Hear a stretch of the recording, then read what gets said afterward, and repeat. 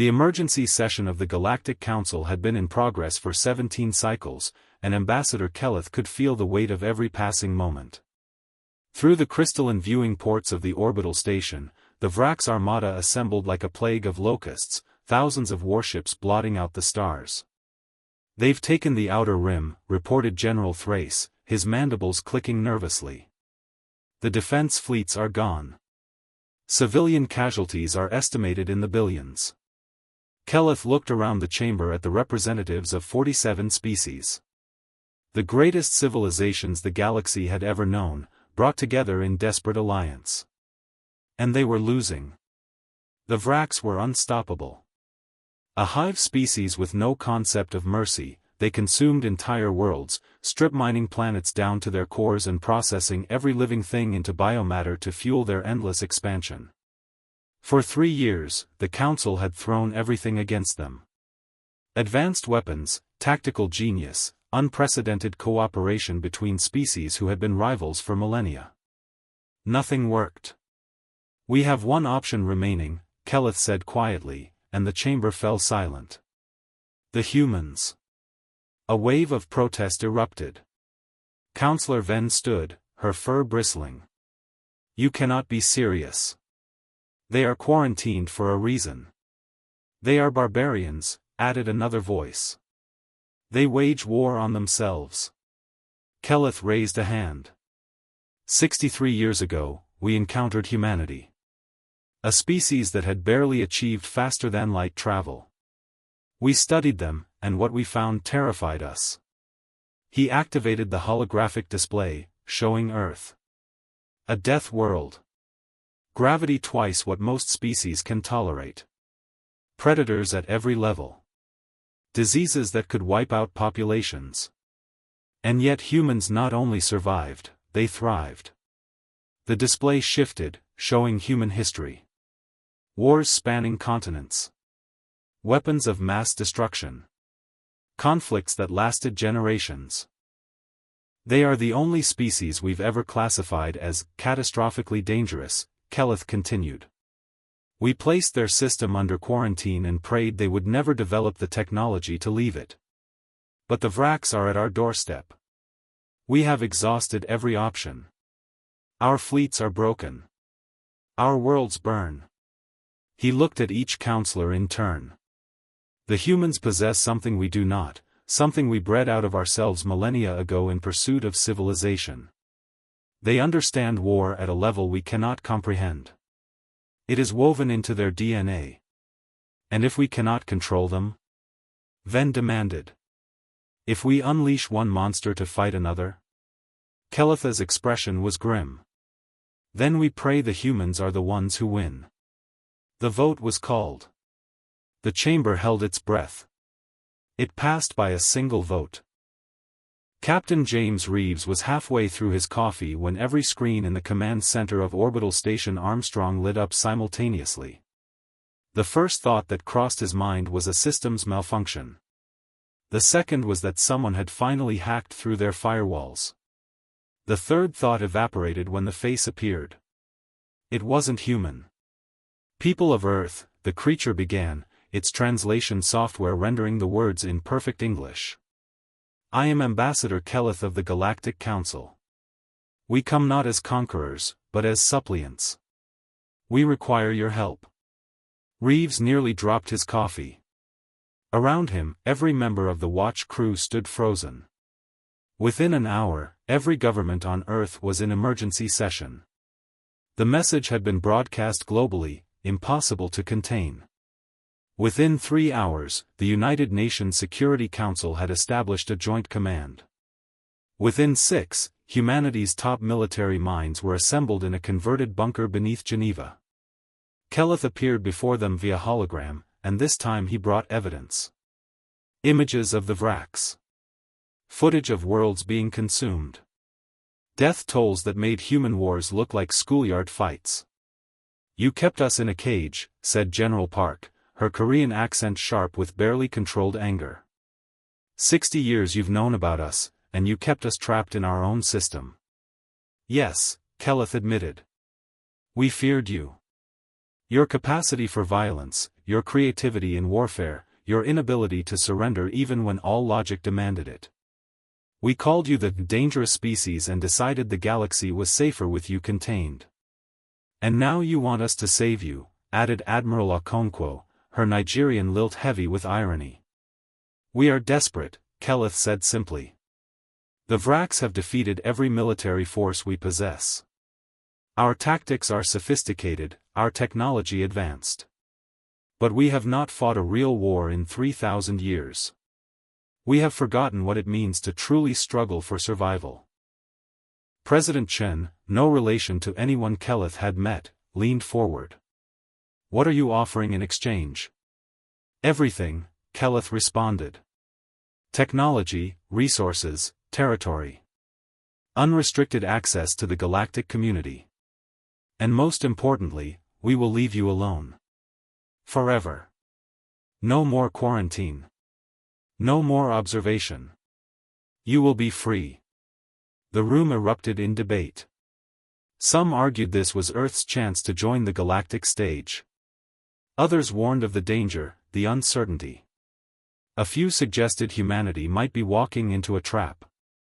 Reeves, who had been asked to attend as the first human to make contact, spoke quietly. What happens if we say no? Keleth's expression was haunting. Then in approximately 8 months, the Vraks will have consumed the last Council worlds. In 12 months, they will reach your quarantine boundary. In 18 months, Earth will burn. The silence was absolute. So we're already in the fight, Reeves said. You're just giving us a head start. Yes. General Park stood. Then we accept. But on our terms. We command our own forces. We choose our own strategies. And when this is over, you keep your promise. Keleth bowed deeply. Agreed. As the hologram faded, Admiral Okonkwo looked around the room. Well then. I suppose it's time humanity showed the galaxy what we do best. Someone in the back muttered, God help them all. Nobody was sure if they meant the Vraks or the Council. The first human warship to arrive at the Council's rally point was the UES Indomitable, a retrofitted colony vessel hastily equipped with weapons systems. It looked primitive compared to the sleek, elegant Council ships, bulky, angular, covered in armor plating that seemed excessive. Keleth met with the human commander, Colonel Maria Rodriguez, aboard his flagship. Your ship is. Keleth searched for diplomatic words. Functional. Rodriguez smiled thinly. She's not pretty, but she'll keep our people alive. That's what matters. The Vraks fleet will be here within 48 hours, Keleth explained, showing her the tactical displays. We have 17 warships remaining in this sector. Against their 300, conventional wisdom suggests we retreat and regroup. Conventional wisdom, Rodriguez repeated, studying the maps. Ambassador, has the Council ever heard of guerrilla warfare? Over the next 2 days, Rodriguez explained concepts that made Keleth's blood run cold. Ambush tactics. False retreats. Sacrificial decoys. Using civilian infrastructure as defensive positions. Scorched earth policies. You would destroy your own colonies? Keleth asked, horrified. To deny the enemy resources? Absolutely, Rodriguez replied. Better ruins than feeding grounds. When the Vraks arrived, they found the sector seemingly abandoned. Council ships had retreated. Only the Indomitable remained, broadcasting distress signals, appearing crippled. The Vraks took the bait. As their forces closed in, 6 Council ships dropped out of hiding behind a nearby moon. But they didn't engage directly. Instead, they had released thousands of human-designed mines, crude devices by Council standards, but devastatingly effective. The Vraks formation shattered. Then came the real horror. The Indomitable wasn't crippled. As the Vraks scrambled to respond, Rodriguez launched something the Council had never conceived of, boarding pods. Dozens of armored assault vehicles crashed into Vrax ships, and human soldiers poured out. Keleth watched in stunned silence as humans fought the Vrax hand-to-hand inside their own vessels. The Vrax were larger, stronger, more numerous. But the humans were absolutely relentless. They used the confined spaces to their advantage, turning corridors into kill zones, using the Vrax's own atmospheric systems against them. Within 6 hours, humans had captured 3 Vrax ships intact. Captured? Keleth stammered when Rodriguez reported in. You boarded vessels filled with enemies and took them? Of course, Rodriguez said, as if it were obvious. We needed to study their technology. And now we have prisoners for interrogation. The Vrax are a hive mind. They cannot be interrogated. Watch us. 3 days later, human scientists had identified the Vrax communication frequency. A week after that, they were jamming it, causing confusion among Vrax formations. 2 weeks later, they were broadcasting false commands. The Council watched in mixture of awe and horror as humanity taught them war. The victory at the Threshold sector changed everything. For the first time in 3 years, the Vrax had been pushed back. But it was the aftermath that truly shocked the Galactic Council. Keleth stood in the observation deck of the Indomitable, watching human engineers swarm over the captured Vrax vessels. They were cutting them apart, studying every system, reverse engineering alien technology with frightening speed. Your people are remarkably adaptable, Keleth observed. General Park, who had arrived with the second wave of human forces, nodded. We've had to be. Earth taught us that. Every predator, every disease, every environmental extreme, we survived by learning, adapting, and overcoming. But this. Keleth gestured to the dissected ships.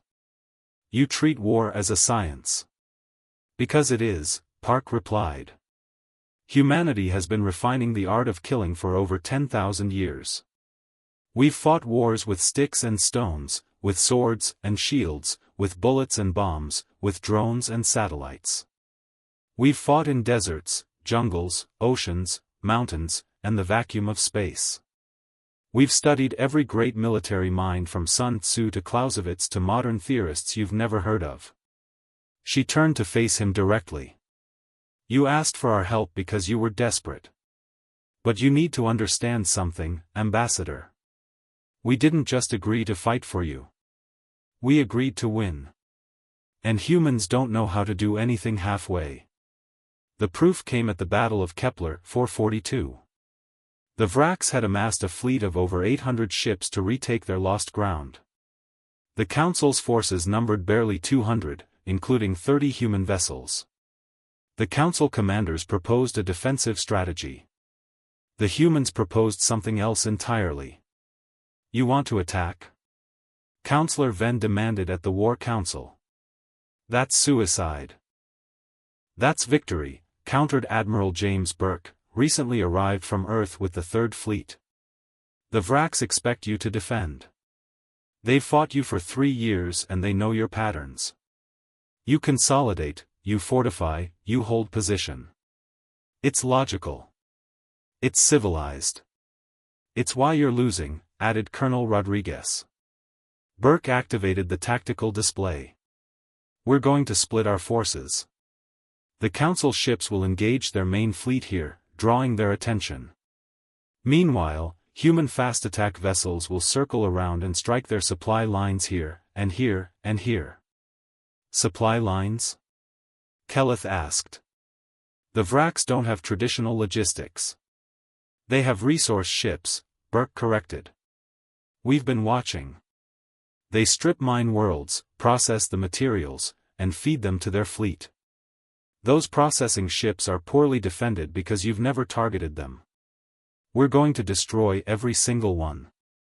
Without resources, the Vrax fleet will starve, Rodriguez added. They'll be forced to retreat or die. It was insane. It violated every principle of Council warfare. It was aggressive, risky, and brutal. It worked perfectly. The Council fleet engaged the Vrak's main force in what appeared to be a desperate last stand. The Vraks threw everything into the assault. Meanwhile, human ships, smaller, faster, more maneuverable, tore through the Vrak support fleet like wolves among sheep. When the Vraks realized what was happening, they tried to pull back. But the humans had anticipated that too. Mines blocked retreat routes. Ambushes waited at every turn. And when individual Vrak's ships tried to flee, human fighters hunted them down with ruthless efficiency. The battle lasted 9 hours. When it ended, the Vraks had lost over 600 ships and their entire logistical network in the sector. The Council lost 43 vessels. The humans lost 12. That night, as casualty reports came in, Keleth found Rodriguez standing alone in the observation deck, staring at Earth in the distance. "Does it bother you?" he asked quietly. "The killing?" Rodriguez was silent for a long moment. "Every death bothers me, Ambassador. Every human life lost, every enemy destroyed. But we learned long ago that sometimes violence is the only answer to violence. The Vraks won't negotiate. They won't surrender. They'll consume everything until they're stopped." She turned to look at him. "You called us monsters. Maybe you were right. But sometimes, monsters are exactly what you need." 3 months into the human intervention, the war had transformed. What had been a desperate retreat by the Council forces had become a grinding stalemate. But stalemate was victory. For the first time in 3 years, the Vraks were not advancing. The cost was becoming clear. Keleth reviewed the reports with growing unease. Human casualties were mounting. Unlike Council species, humans didn't have regenerative capabilities or redundant organs. They were fragile, easily damaged. Yet they kept fighting with an intensity that bordered on suicidal. "We've lost 3,000 soldiers this month," he told General Park during their weekly briefing. "How can your people sustain these losses?" Park's expression was weary. "Earth's population is 9 billion, Ambassador. We've fought wars where we lost millions. This is terrible, yes. But we've endured worse. Your species has a disturbing relationship with death." "We don't like dying," Park said sharply. "But we're willing to do it. That's the difference. Your people gave up war because you couldn't stomach the cost. Humans never had that luxury." The strategic situation was evolving rapidly. Human tacticians had identified a pattern in Vrak's behavior. Their hive mind made them efficient but predictable. Once the humans understood the decision-making process, they could anticipate Vrak's movements. Commander David Okoye, leading the newly formed Human Strike Force Gamma, explained it during a Council War College session. The Vraks operate on optimization algorithms. They choose the most efficient path, the highest probability of success, the minimum resource expenditure. It makes them excellent strategists. He smiled coldly. "But humans don't optimize. We improvise. We take risks that don't make mathematical sense. We sacrifice pieces to win the game. And that makes us unpredictable." The demonstration came at the Helix Nebula. The Vraks had fortified a strategic junction point, making it virtually impregnable. Council simulations gave any assault a 3% chance of success. Okoye attacked anyway. But he didn't attack the fortification. Instead, human forces struck at 3 seemingly random systems nearby, spreading the Vraks thin. When the Vraks predictably redistributed their forces to optimal defensive positions, they created a tiny gap in their coverage, a window that existed for exactly 47 minutes. The humans punched through in 43. By the time the Vraks realized what happened, human forces had captured the junction and fortified it with terrifying speed. More importantly, they'd captured intact communications equipment. This led to the breakthrough everyone had been waiting for. Human cryptographers, working with Council xenolinguists, finally cracked the Vraks command protocols. Within days, they weren't just jamming Vrak's communications, they were infiltrating them. "We can make them think there are Council fleets where there aren't," explained Lieutenant Commander Rachel Foster, head of the Psychological Operations Division. "We can make them waste resources chasing ghosts. We can feed them false intelligence about our strength and positions." "You're going to lie to them?" Keleth asked. "Ambassador, we're going to make them paranoid," Foster corrected. "The Vrak's hive mind is efficient because it trusts its own data. We're going to poison that trust." The campaign of deception began immediately. Phantom fleets appeared on Vrak sensors. Fake distress signals drew their forces into ambushes.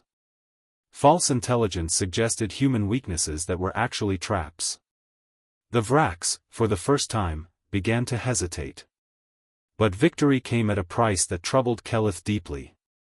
He watched human soldiers return from missions, traumatized by what they'd seen and done. He saw the exhaustion in their eyes, the weight of their choices.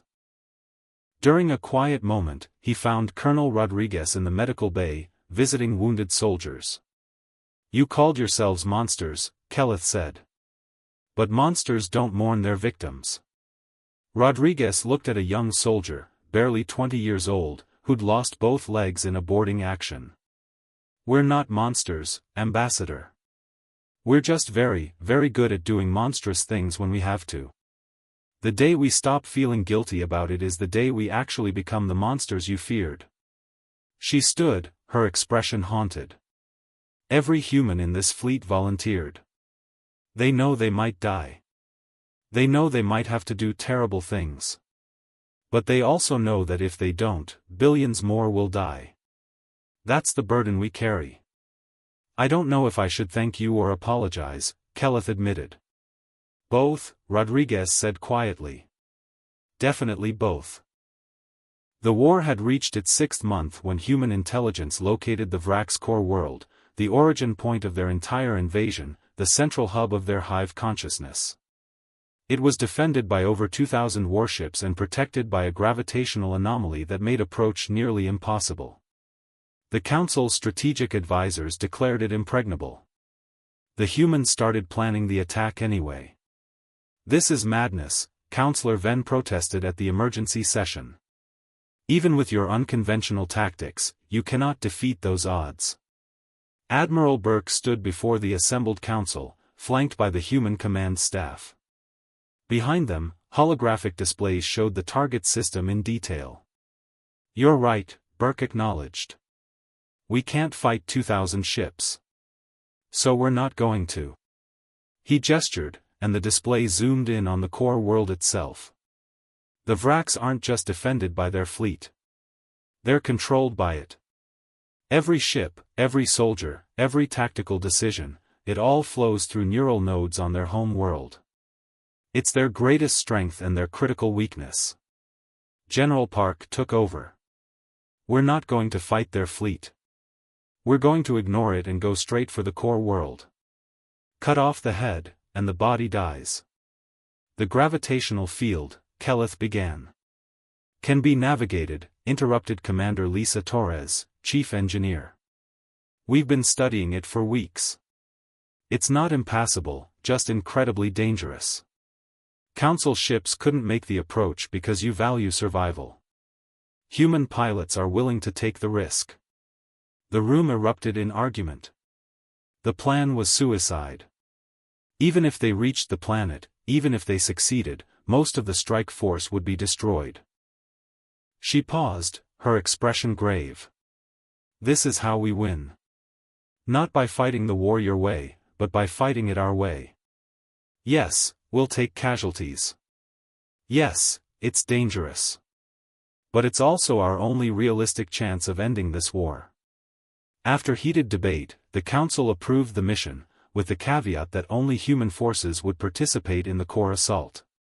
3 weeks later, the largest human fleet ever assembled jumped into the target system.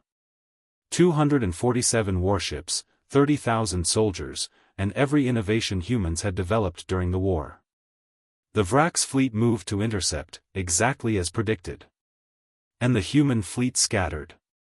Breaking every rule of conventional warfare, the ship split into dozens of small groups, each taking wildly different trajectories through the gravitational field.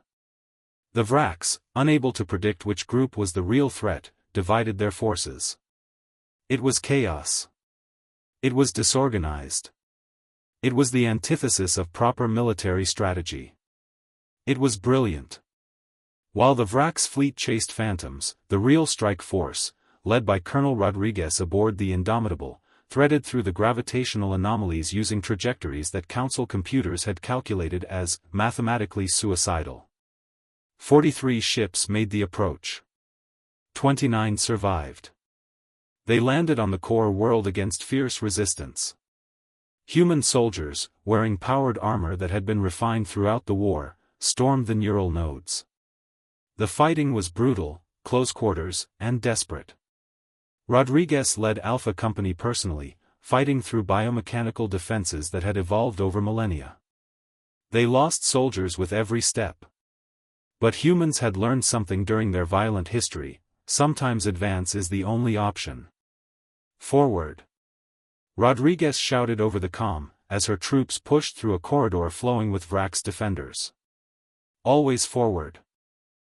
They reached the central node, a massive organic computer that pulsed with hostile intelligence. The Vraks threw everything at them, but human stubbornness proved stronger than hive mind efficiency. The demolition team, led by Lieutenant Marcus Williams, placed the charges with mechanical precision even as Vrak's warriors tore through their defensive line. 30 seconds. Williams called out. Everyone out. Rodriguez ordered. Now. They ran, carrying their wounded, leaving their dead. The Vraks pursued. And then the charges detonated. The neural node exploded in a flash that could be seen from orbit. And across the galaxy, every Vrak's ship suddenly went dark. The hive mind had been severed. The silence that followed was deafening. Across 1,000 battlefields, Vrak's warriors simply stopped. Without the central coordination, without the hive consciousness guiding them, they became lost. Some shut down entirely.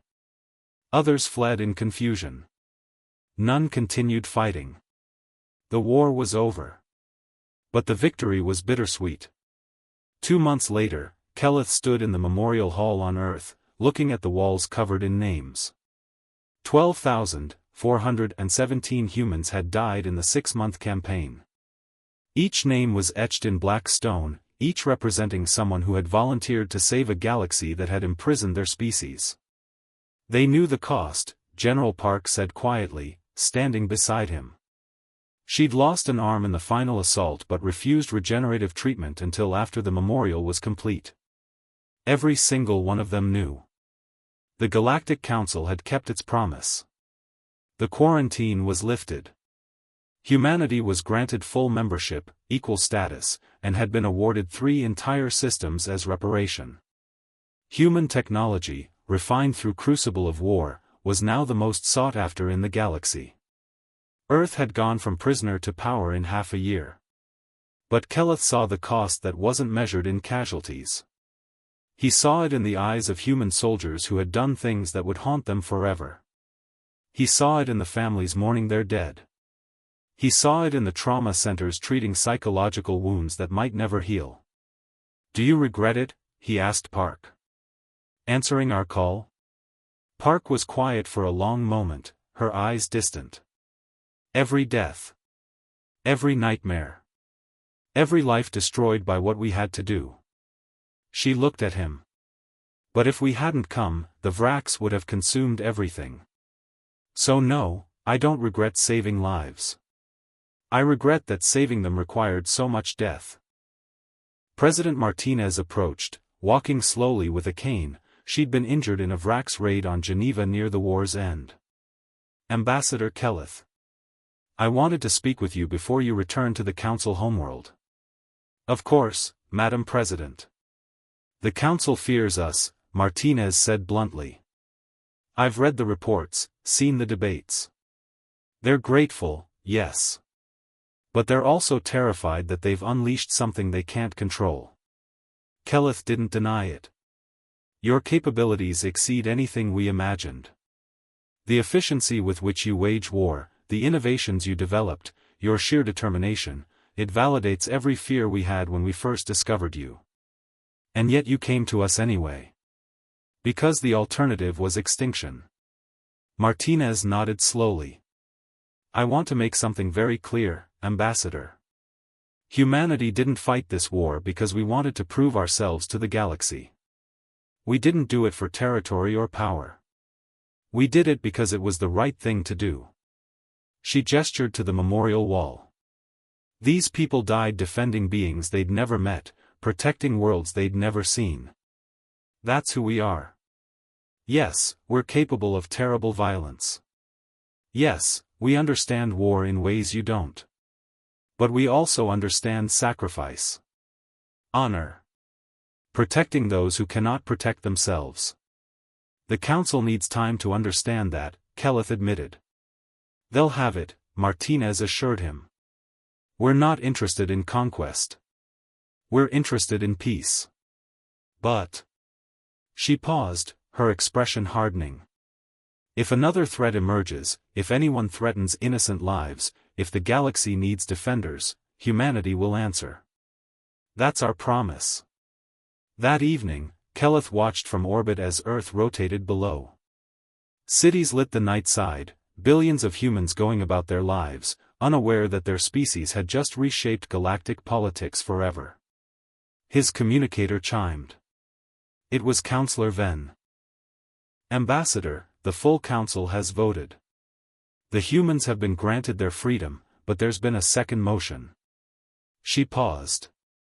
They want humanity to join the Galactic Defense Force. Permanently. Keleth smiled slightly. From imprisoned threat to permanent defenders. That's quite a promotion. The galaxy has learned an important lesson, Venn continued. Sometimes the dangerous ones aren't the enemy. Sometimes they're exactly who you need on your side. And if humanity refuses? They won't, Venn said with certainty. We've studied them enough to know that. Humans don't abandon their responsibilities. It's why they're dangerous. It's also why they're invaluable. After the call ended, Keleth looked at the memorial wall one final time through the observation window. All those names. All those lives spent protecting a galaxy that had feared and imprisoned them. Colonel Rodriguez, who had been decorated with the Council's highest honor, approached. Heading home, Ambassador? Yes. You? Eventually. First, we're establishing the Human Defense Academy here on Earth. Training the next generation. She looked at the memorial. Making sure they understand what they're volunteering for. Do you think they will? Volunteer, I mean? Rodriguez smiled sadly. Ambassador, we're human. When someone needs help, when innocents need protection, when hope is running out, we'll be there. It's what we do. It's who we are. Even knowing the cost. Especially knowing the cost. As Keleth's shuttle departed Earth, he reflected on the past 6 months. The galaxy had called humanity in desperation, fearing them even as they sought their help. They had witnessed human violence, human innovation, human determination. But they had also witnessed human sacrifice. Perhaps, Keleth thought, that was the real reason the galaxy needed humanity. Not because they were good at war, but because they understood what was worth fighting for. The dangerous species had become the galaxy's defenders. And the galaxy, whether it admitted it or not, was safer for it. They asked why we would fight for people who imprisoned us, who feared us, who called us monsters. We told them, because someone has to stand between the darkness and the innocent. Because if not us, then who? Because that's what humans do, we stand, we fight, and we never surrender. Not when lives are at stake. That's not being monsters. That's being human. General Marie Park, addressed to the United Nations, 2 years after the Vrax War.